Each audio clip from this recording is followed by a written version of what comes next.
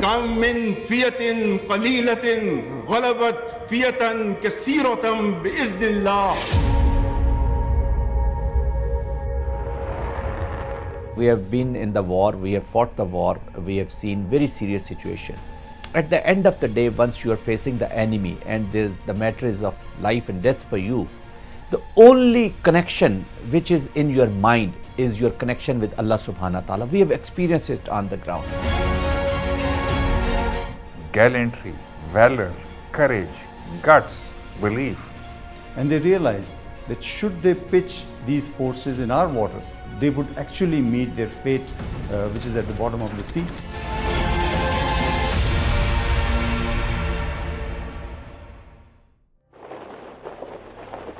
The creed of the Pakistan Armed Forces is not just a motto.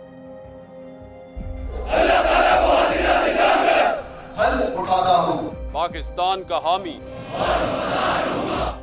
It is our living oath, a reminder of what we are.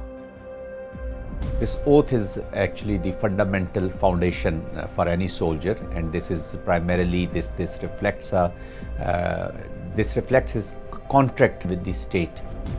It is our collective call to arms.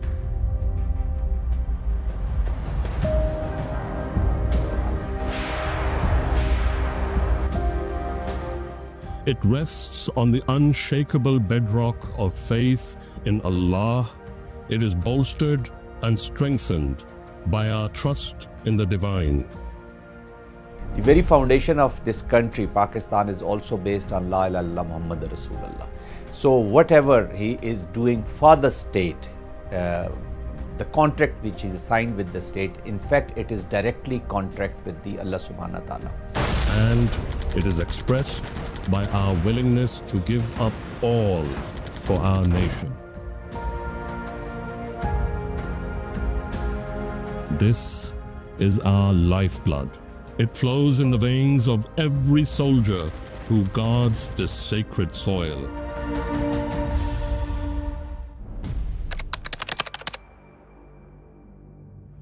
दस करोड़ पाकिस्तानियों के इम्तिहान का वक्त आ पहुंचा है.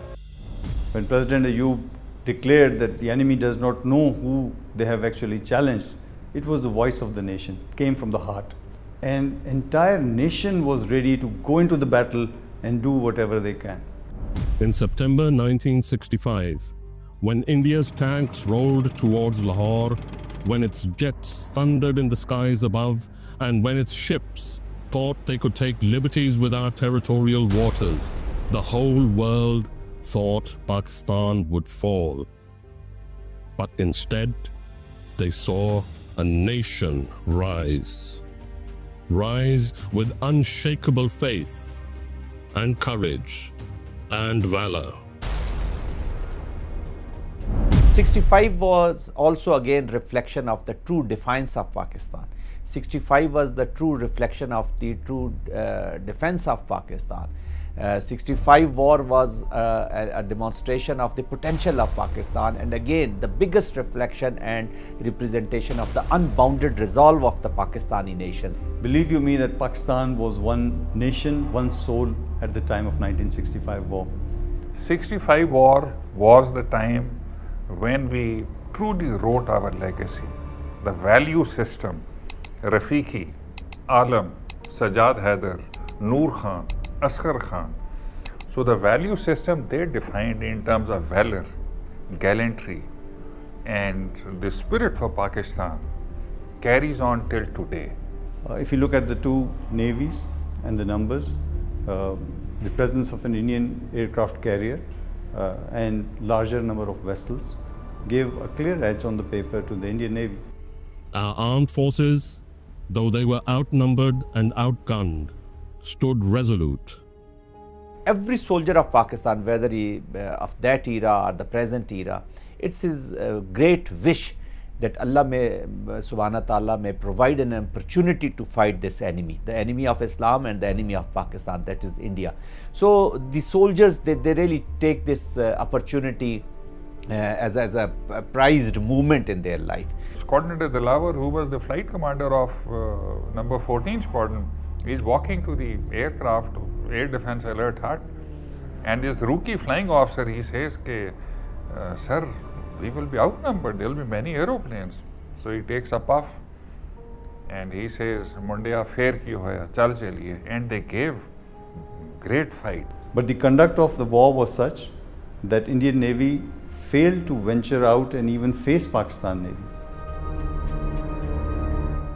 On 6th of September, the Indians come and attack Lahore. And the moment we find out, now Sajjad Haider Saab from 19th Squadron Peshawar had gone for a close support mission to Cham Jodiya again. And he's given a call by Sakese radar that so-and-so leader proceed to Bhatapur. He says, where is Bhatapur? They say, go to Lahore, follow the road to Amritsar.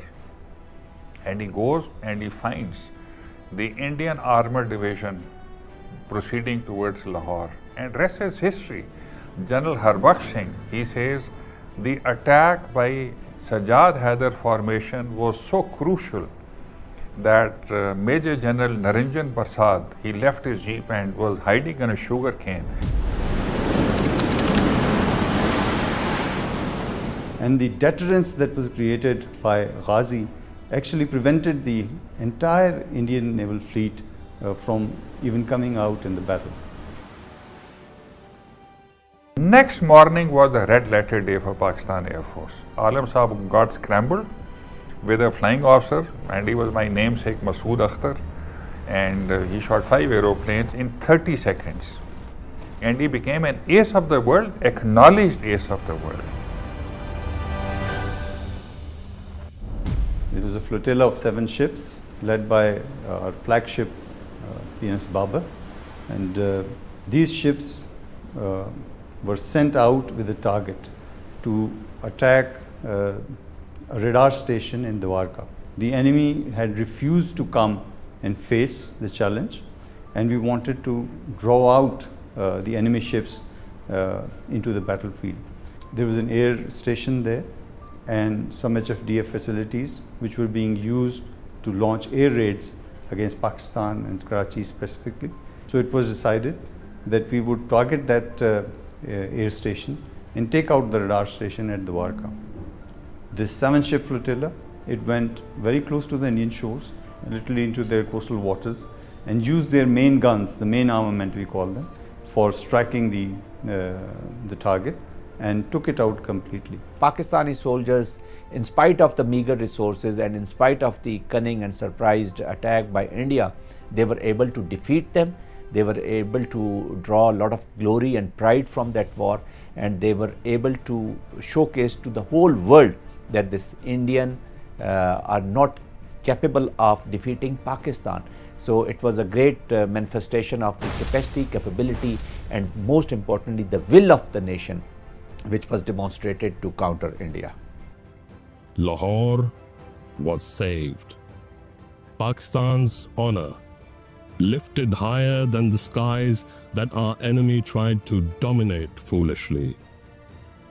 That day proved a truth that endures. This was not just a war of the armed forces, this was a war of the entire Pakistani nation coming together as a single force. Wars are won not by numbers. They are won by an indomitable spirit. They are won by courage, through sacrifice as an article of faith. And this spirit wasn't restricted to that day 60 years ago. We saw it returned and rejuvenated in Operation Bunyanul Marsus. India have launched Operation Sindoor against Pakistan. Multiple strikes we've been given to understand have taken place. When India's foolhardiness prompted it once again to test our sovereignty, Pakistan's response was breathtaking. As to what happened, same thing. Heavily outnumbered, 70 plus versus 30, but we again wrote history. In first defensive maneuver, in first 20 to 30 minutes, you made such a huge military irrelevant. Their air force was down for 2 days. It was measured and calculated, precise. It was overwhelming.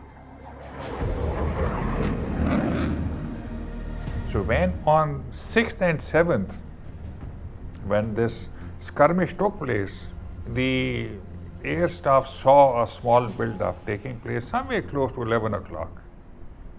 Around 12 o'clock, there were 70 aeroplanes in the east, plus and 30 on our side. Once again, they had brought the TSR matrix in their favor: time, space, relative strength. Air Chief Marshal Sidhu said, defensive counter-air till such time that there is a declared war. And declared war is when an aeroplane or a missile or a projectile flies across our border. So around 12 till 12:30, he remained defensive counter-air. We didn't want to open a war. So that is the time the first projectile flew towards Bahawalpur.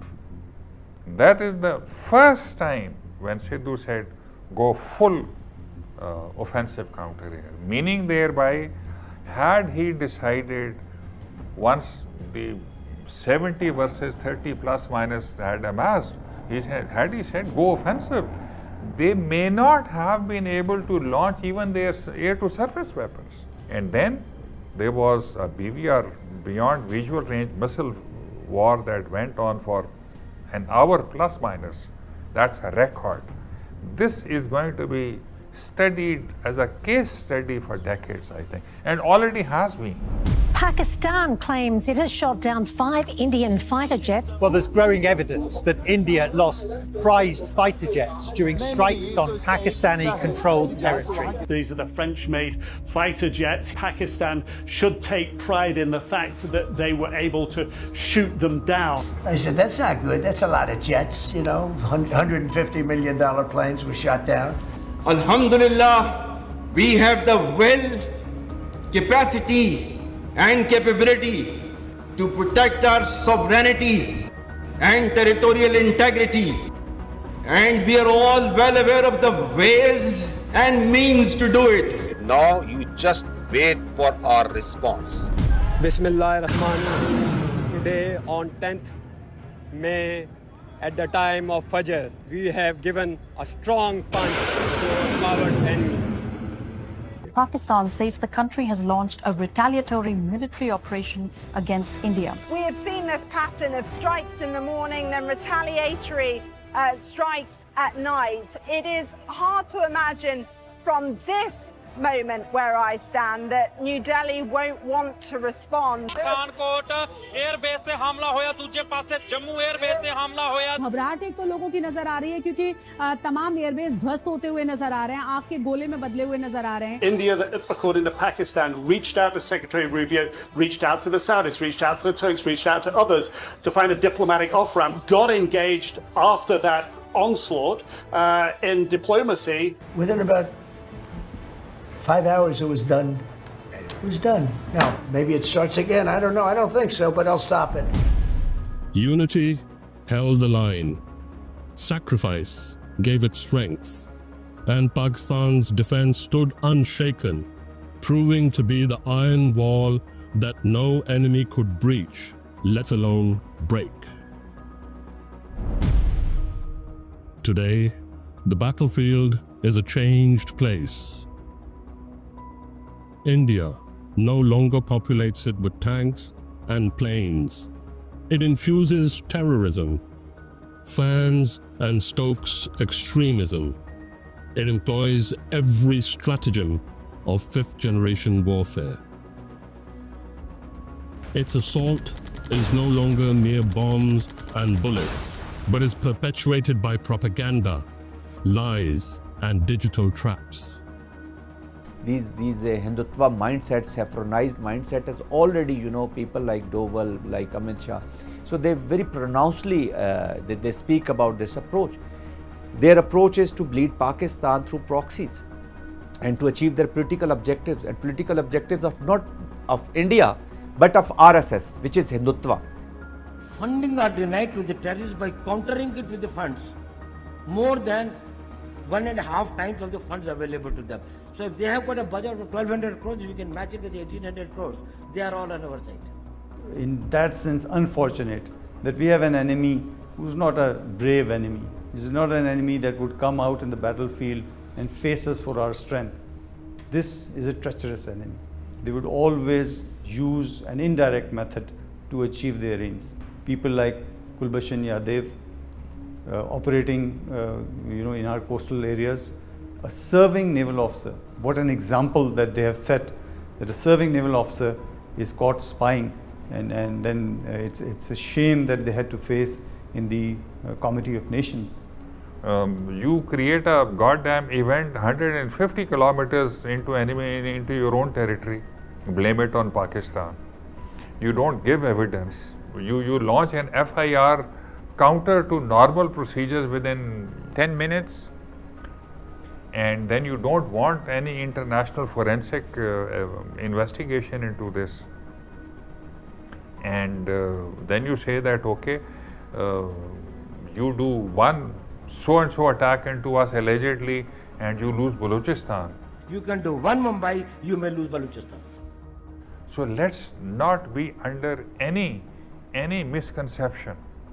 We have been groomed, trained and made to fight India, and inshallah we'll keep doing this till the time these core issues are not resolved. It's a negative peace. The absentia of war or silencing of gun is never, we can't call it a peace. The positive peace or the total peace will be achieved once we will address the core issues.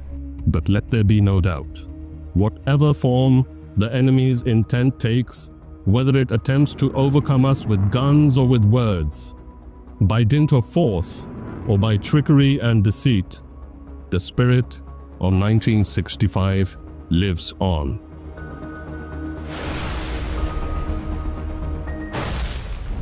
The nation can be told that Pakistan Air Force and inshallah Pakistan Army and Pakistan Navy will not let them down. We will remain as a shield for Pakistan in the maritime frontiers. You will see that this Indian society will succumb and this nation will succumb to this very burden of this RSS and Hindutva, the journey which they are doing from, they've taken from secularization to the saffronization. It lives on in our soldiers.